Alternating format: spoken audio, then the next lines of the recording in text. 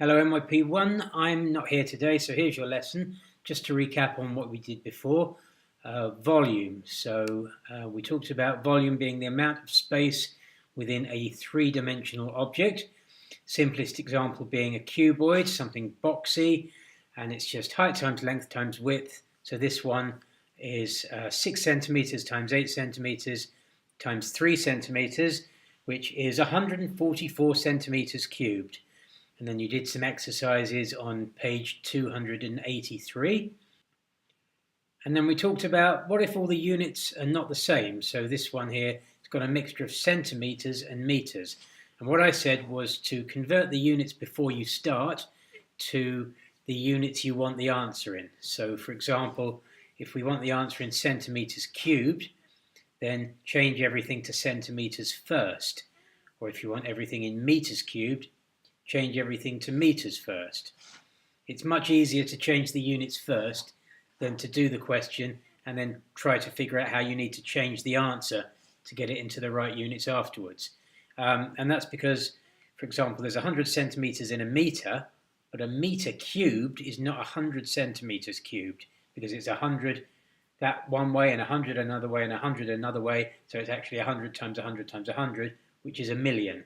So it's not always easy to figure out how many zeros in one unit compared to another.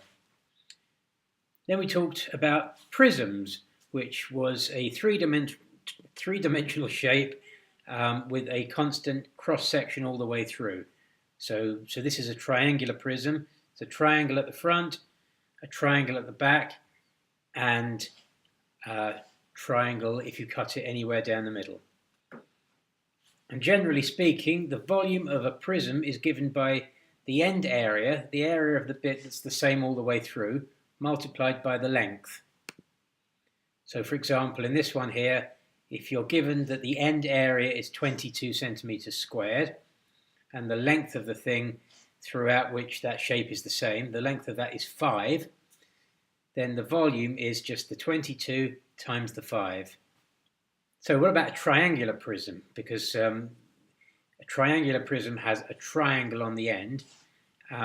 We know that the area of a triangle is just the base times the height times a half base times height.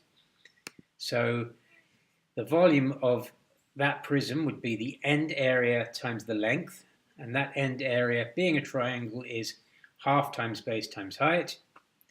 So it's half times base times height times length.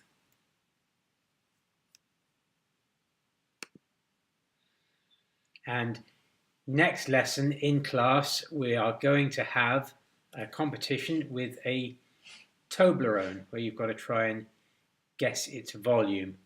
I won't let you know what kind of size of Toblerone yet. You'll just have to wait for Monday.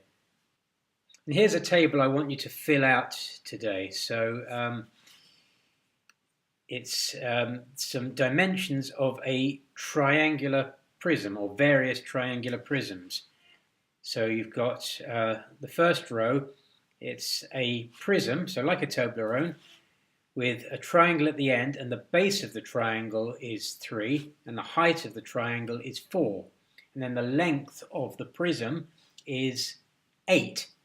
So the volume of the prism is a half, or 0.5, times 3 times 4, that gives you the end area, and then times the length, which is 8. So that's 48 centimeters cubed. So if you've got a triangular prism with a triangle whose base is 3, whose height is 4, and the length of the whole prism is 8, then the volume of that prism is 48 centimeters cubed, if all of those things were in centimeters. So here's a table which I want you to try and fill out. It's got various spaces for you to try and work out the volume, and then later on in the table it's got spaces on the heights and the lengths, so that you can try and kind of work that backwards. And then on the very last one here, I've mixed up centimeters and meters, so be careful of that one.